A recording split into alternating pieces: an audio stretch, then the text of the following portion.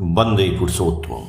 आज हम चर्चा करेंगे श्री लाल बिहारी लाल, जो विशिष्ट अधिवक्ता थे, वकील थे और बहुत ही प्रसिद्ध थे। एक बार सत्संग में एक घटना घट गई थी, उसके लिए उन्होंने मुकदमा लड़ा था ठाकुर जी की तरफ से। आज हम लोग उसी की चर्चा करेंगे। सत्संग का एक रसोइया युगेश्वर झा की असामयिक मृत्यु को लेकर किया गया मामला अदालत में खुलने वाला ही है। जिस समय की यह घटना है, उस समय तक बिहार, वर्तमान में झारखंड राज्य के इस प्रदेश देवघर को जिला का दर्जा नहीं मिला था। इसी कारण जिला सत्र न्यायाधीश की अदालत विशेष रूप से इस मामले के लिए, जिससे देवघर में ही चले, इसकी विशेष व्यवस्था की गई है। कुछ स्थानीय दुष्ट लोगों ने षड्यंत्र करके मनमाने ढंग से इस झूठे मामले को सजाकर सत्संग के गणमान्य अन्य लोगों के साथ साथ श्री ठाकुर के ज्येष्ठ आत्मज पूज्यपाद बड़दा श्रीमान अमरेंद्र नाथ चक्रवर्ती को भी उस मामले में नामजद करके गलत रूप से फंसाया है। सत्संग की ओर से अन्य कई अधिवक्ताओं के अतिरिक्त फौजदारी के भारत विख्यात अधिवक्ता श्रद्धेय श्री लाल बिहारी लाल को भी पटना से बुलाया गया है। विशिष्ट अधिवक्ता श्री लाल बिहारी लाल की प्रसिद्धि, उनके सुनाम का अनुमान मैं आप लोगों को बता देना चाहता हूं कि जिस दिन से सत्र न्यायालय की सुनवाई आरंभ हुई थी, उसी दिन से सत्संग आश्रम के अनेक निवासियों के साथ साथ श्री राम बसावन सिंह जो ये पाठ लिखे हैं, वो लिख रहे हैं कि वो भी, यानी मैं भी सवेरे सवेरे 10 बजे के भीतर आनंद बाजार सत्संग आश्रम की सार्वजनिक रसोई में प्रसाद ग्रहण करके अदालत के जिस कमरे में बहस चल रही थी, उसमें मात्र खड़े होने की एक जगह पाने के लिए व्याकुल रहता था। और यह सिलसिला प्रायः 2 सप्ताहों से भी अधिक दिनों तक, अर्थात जब तक अदालत की सुनवाई चलती रही तब तक जारी रहा। इस उदग्र बेचैनी का कोर्ट के भीतर प्रशांत चित्त से उत्फुल्ल होकर घंटों खड़े रहने के कष्ट को सहन करने का भला क्या कारण हो सकता था? उसका तो बस एक ही कारण था, विद्वान अधिवक्ता श्री लाल बिहारी लाल की चिर स्मरणीय विद्वतापूर्ण जोरदार बहस, जिसने अदालत में उपस्थित बड़े बड़े लोगों को भी अचंभित कर दिया था।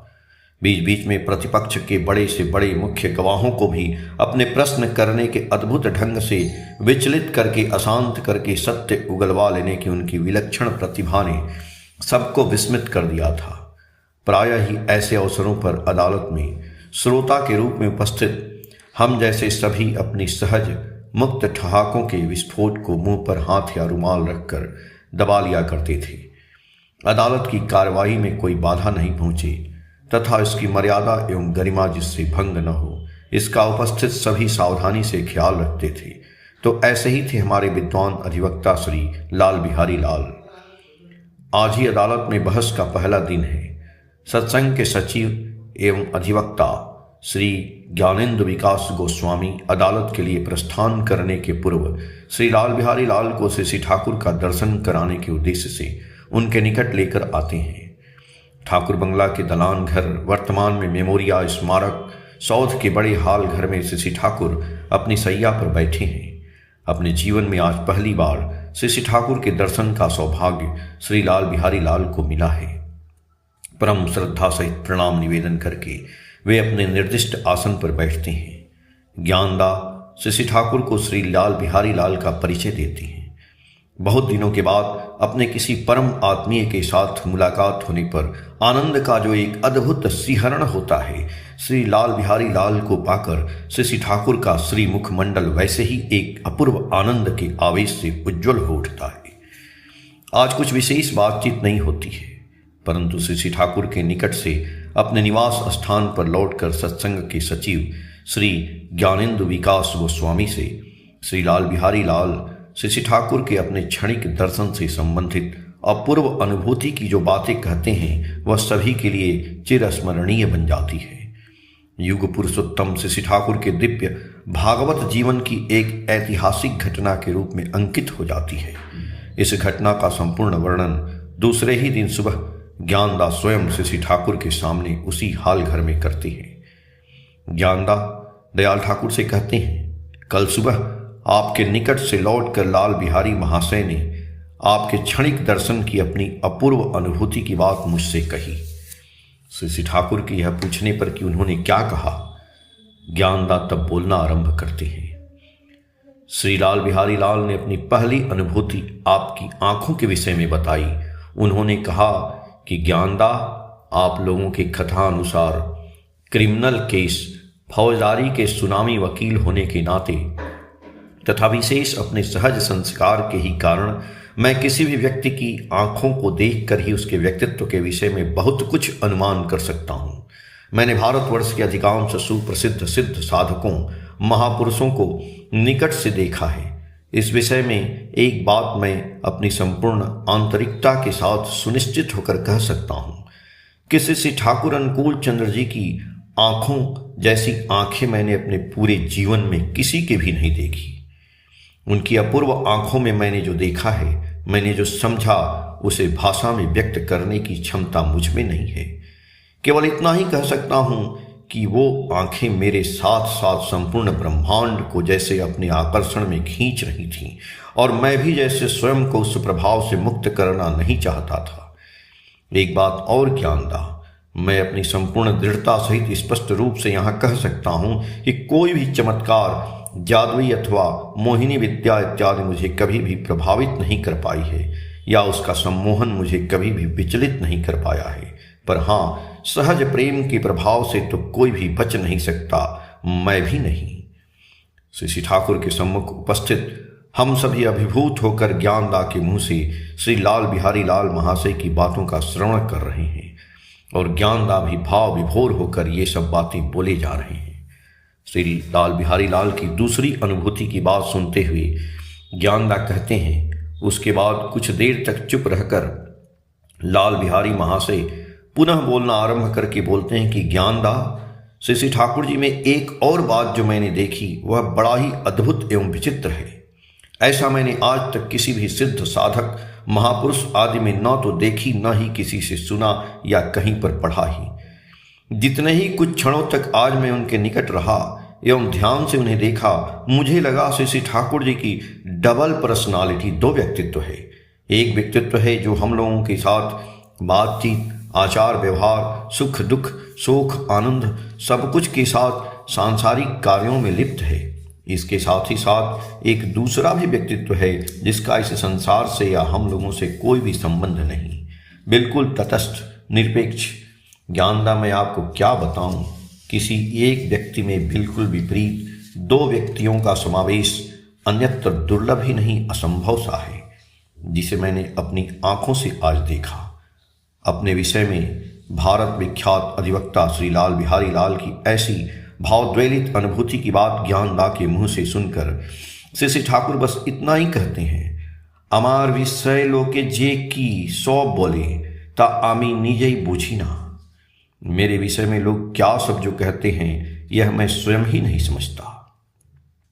लगभग 18 दिनों तक इस झूठे मामले की सुनवाई चलने के पश्चात जिला सत्र न्यायाधीश पूज्यपाद बड़दा सहित सभी को निर्दोष करार देते हुए मुकदमे को खारिज करने का आदेश देते हैं। इस मामले की समाप्ति के पश्चात पटना लौटने के पूर्व एक बार पुनः श्री लाल बिहारी लाल ज्ञानदा सहित कई अन्य वकीलों के साथ श्री ठाकुर के दर्शन के लिए आते हैं। उस दिन के श्री ठाकुर के साथ उनके कथोपकथन के विषय में कुछ बोलने के पूर्व अद्भुत योग्यता, दृष्टि शक्ति एवं उदार व्यक्तित्व के धनी श्री लाल बिहारी लाल से संबंधित और भी एक बात यदि मैं आप लोगों के सामने नहीं रखूं तो श्री लाल बिहारी महाशय के चरित्र का एक और पक्ष अनुद्घाटित ही रह जाएगा। यह घटना जबकि है उस समय आज की तुलना में रुपए का मूल्य कई गुना अधिक था और श्री लाल बिहारी लाल की बहस का पारिश्रमिक लगभग 1000 रुपये प्रतिदिन था।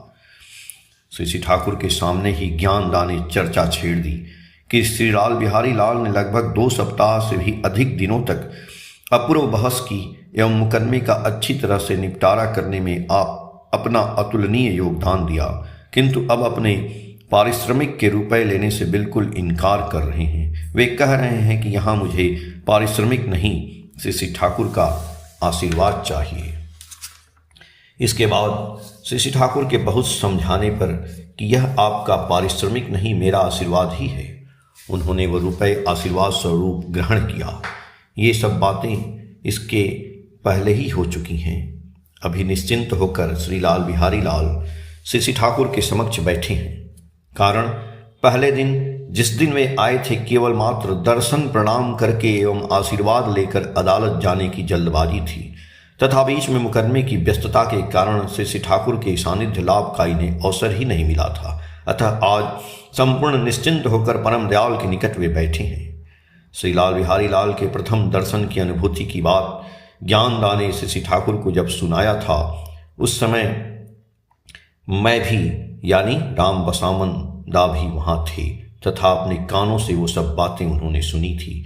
इस कारण आज मेरी उत्सुकता और भी बढ़ी हुई है।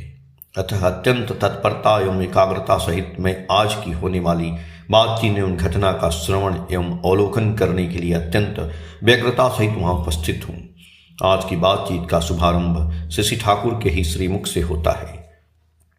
बड़े ही सहज भाव से मृदु मधुर स्वर में श्री ठाकुर लाल बिहारी लाल से पूछते हैं, लाल बाबू, मीट मांस का रूट मीनिंग धातुगत अर्थ क्या होता है? श्री ठाकुर की बांग्ला भाषा में कही गई बातों का ज्ञानदा हिंदी में अनुवाद करके श्री लाल बिहारी लाल को समझाते जा रहे थे। लाल बिहारी बाबू को बंगला समझने में असुविधा हो सकती है, ऐसा सोचकर श्री ठाकुर का प्रश्न सुनकर श्री लाल बिहारी लाल एक मीठी मुस्कान सहित उत्तर देते हैं, मीट मांस का रूट मीनिंग धातुगत अर्थ तो मैं नहीं जानता।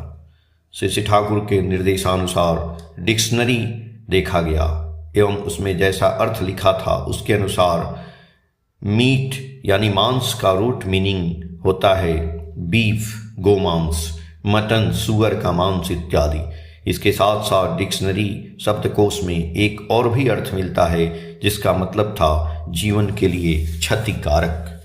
यह सुनकर आश्चर्यचकित होकर श्री लाल बिहारी लाल हंसते हुए श्री ठाकुर से बोलते हैं, इतने दिनों से मांस मछली खा रहा हूँ, लेकिन मीट मांस का रूट मीनिंग धातुगत अर्थ भी खराब होता है, आज तक यह नहीं जानता था। उनकी आवाज सुनकर वहां उपस्थित हम सभी हंस पड़ते हैं। श्री ठाकुर भी लाल बिहारी बाबू की बात सुनकर हंसने लगते हैं, परंतु इस हंसी भरे माहौल में भी विषय की गंभीरता खो नहीं जाती है। कारण इसके तुरंत बाद श्री ठाकुर उसी डिक्शनरी शब्दकोश में वेजिटेबल्स साग सब्जी फल आदि का रूट मीनिंग धातुगत अर्थ देखने को कहते हैं। शब्दकोश देखकर बताया गया कि कई सारे अर्थ के साथ इसका लैटिन धातु है animating in livingly capable of growth, जीवन प्रद शक्ति प्रदायक प्राणवंत जो वृद्धि में सहायक हो इत्यादि। यह बात सुनकर श्री लाल बिहारी लाल और भी आश्चर्यचकित होते हुए खूब हंसते हुए कहते हैं, वेजिटेबल्स साग सब्जी फल आदि का अर्थ जीवन प्रद शक्ति प्रदायक प्राणवंत आदि होता है, मीट मांस के बिल्कुल विपरीत यह भी आज तक नहीं जानता था। इसके बाद मीट मांस के विषय में श्री ठाकुर श्री लाल बिहारी लाल से कुछ ऐसी बातें करने लगते हैं जिसे कम से कम मैंने आज तक न कहीं सुना था न ही कहीं पढ़ा था। श्री ठाकुर की कही बातों की वैज्ञानिक सत्यता, सर्वजन सहज हृदय ग्राहिता एवं समीचीनता की बात सोचकर उपस्थित हम सभी के साथ साथ श्री लाल बिहारी लाल भी दंग रह जाते हैं और दयाल ठाकुर की ओर एक दृष्टि से देखते रहते हैं। दयाल ठाकुर की बात पर वे जो अत्यंत आश्चर्यचकित हो गए थे, यह श्री ठाकुर से बोले गए उनकी बाद की बातों से और भी स्पष्ट हो जाता है। श्री ठाकुर की बात समाप्त होते ही तुरंत श्री लाल बिहारी लाल बोल उठते हैं, मांस मछली क्यों खाना चाहिए और क्यों नहीं खाना चाहिए। इसके पक्ष एवं विपक्ष में मैंने धर्माचार्यों यहाँ तक कि आध्यात्मिक पुस्तकों से लेकर बड़े बड़े विख्यात डॉक्टरों तथा वैज्ञानिकों के कथन पढ़े या सुने हैं, किंतु आपने जिस तरह अपूर्व सत्यता, सहजता एवं वास्तविक तथ्य के माध्यम से मांस या आमिष आहार का शरीर पर क्या प्रभाव पड़ता है इसे अपने श्रीमुख से कहा है, उसे मैं जीवन में कभी भी नहीं भूलूंगा। श्री ठाकुर की जिन बातों पर श्री लाल बिहारी लाल की उपयुक्त प्रतिक्रिया रही वह अकाट्य शाश्वत सत्य ही था। श्री ठाकुर श्री लाल बिहारी लाल की ओर देखते हुए कहते हैं, साग सब्जी फल फूल इत्यादि जो हम लोग खाते हैं, मानव शरीर उनसे मिले विटामिन प्रोटीन फैट इत्यादि तत्वों को अपने अंदर इजीली एसिमिलेट सहजता से हजम कर लेता है।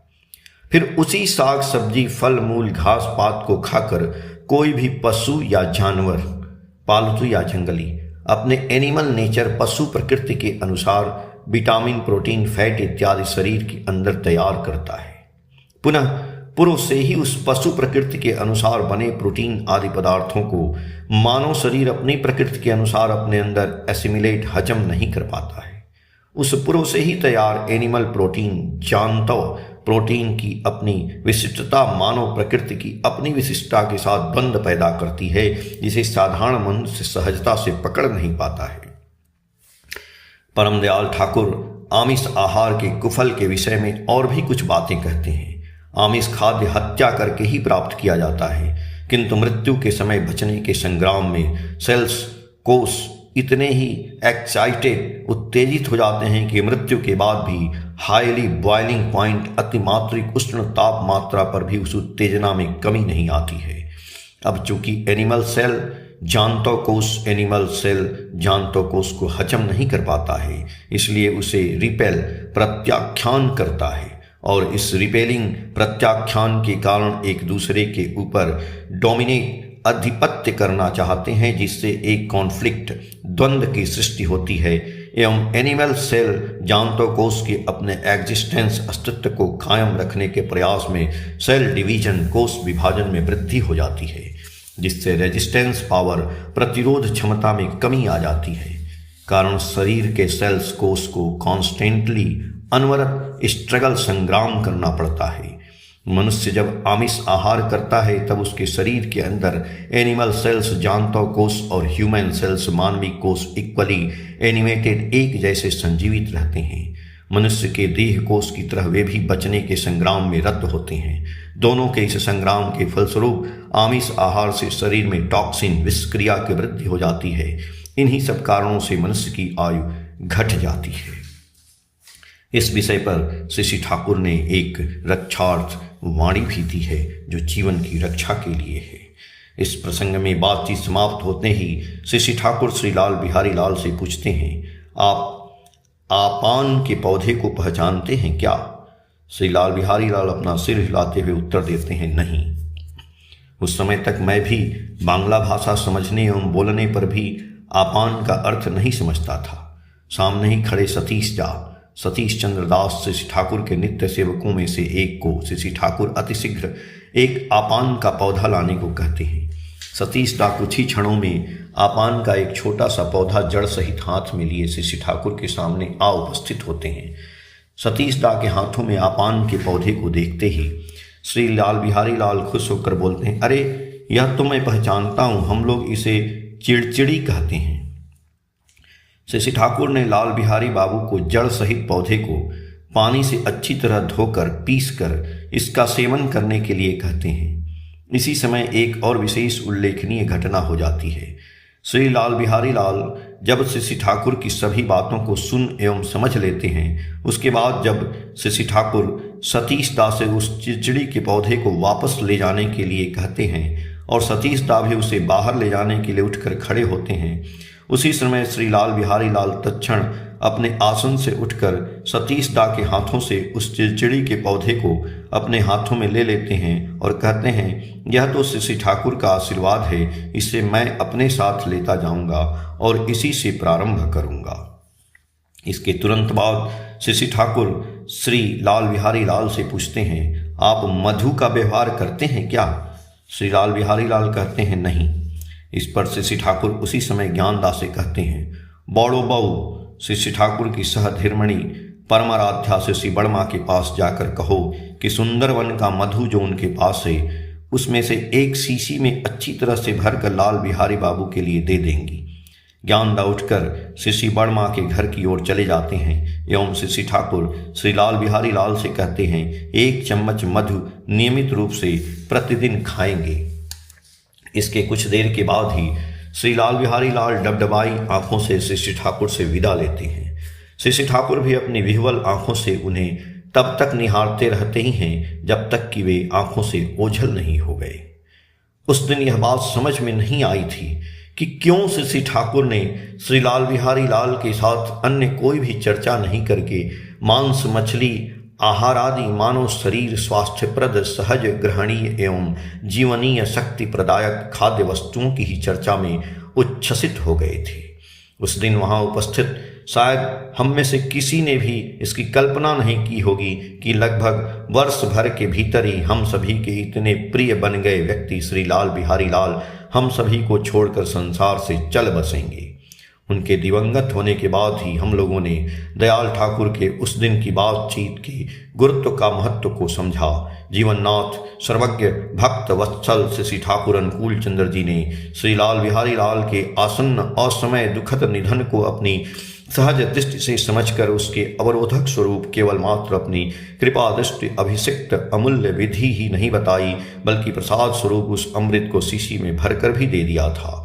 अब यह बात मैं किससे पूछूं, किसके पास जाकर अपनी वेदना की बात व्यक्त करूं कि श्री लाल बिहारी लाल ने दयाल ठाकुर के मृत्यु विजयिनी निर्देशामृत का पान नियमित रूप से जैसा उन्होंने कहा था किया भी था अथवा नहीं। जय गुरु।